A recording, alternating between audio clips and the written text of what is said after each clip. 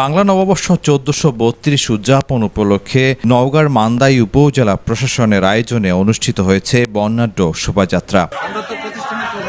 গতকাল সোমবার ১৪ এপ্রিল সকাল ৯টায় কয়াপাড়া কামারকুড়ি উচ্চ বিদ্যালয় মাঠ থেকে শোভাযাত্রা শুরু হয়। এতে নেতৃত্ব দেন উপজেলা নির্বাহী কর্মকর্তা মোহাম্মদ শাহ আলম মিয়া। অংশগ্রহণ করেন উপজেলা পরিষদের কর্মকর্তা, বিভিন্ন শিক্ষা প্রতিষ্ঠানের শিক্ষক, শিক্ষার্থী, সাংস্কৃতিক কর্মী সহ বিভিন্ন শ্রেণী পেশার মানুষ।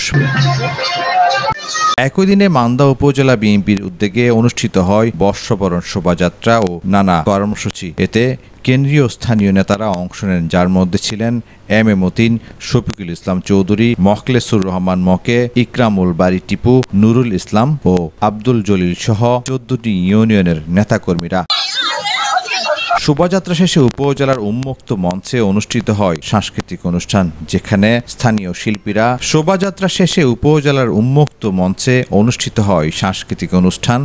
স্থানীয় শিল্পীরা গান, নৃত্য ও আবৃত্তি পরিবেশন করেন।